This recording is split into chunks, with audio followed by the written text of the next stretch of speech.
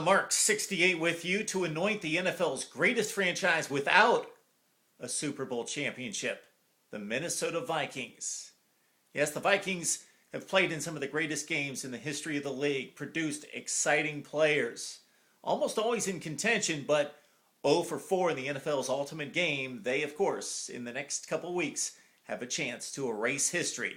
What goes back 49 years of frustration for Vikings fans, all the way back to their inception in 1961 when Fran Tarkenton, a rookie from Georgia, became one of the great NFL quarterbacks of all time, but could never quite get the championship. Tarkenton went to New York, and in stepped Joe Kapp and a great Minnesota defense, the Purple People Eaters in the late 60s, but as a 14-point favorite in Super Bowl IV, tripped up against the Kansas City Chiefs 23-7.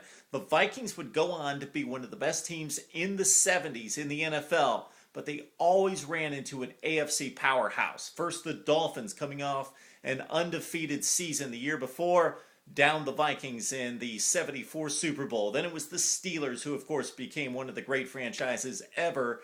And then it was the Oakland Raiders in the 77 Super Bowl behind Fred Biletnikoff and Kenny Stabler. And the Vikings were the laughingstock of the NFL when it came to winning franchises because they just couldn't win the big one. 0 for 4 in the 70s in the Super Bowl. And they haven't been back since. They were really good in the 80s at spots, especially late in the 80s with guys like Joey Browner and, of course, Anthony Carter on offense, but never had the big-time quarterback to make it happen in the 80s, and they constantly lost in the playoffs. They lost to the Rams, they lost to the Niners several times, and into the 90s with, again, some of the great players in the NFL.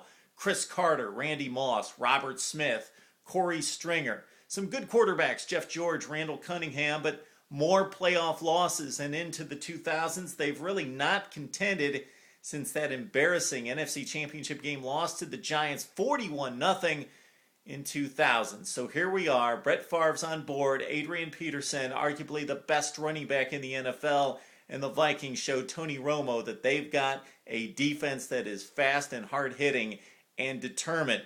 So it may happen, Vikings fans, finally, in the year 2010, after 50 years of existence in the NFL, you could become a Super Bowl champion. But of course, you would just be one of many Super Bowl champions. Right now, you are the greatest franchise in the NFL's history without a Super Bowl championship.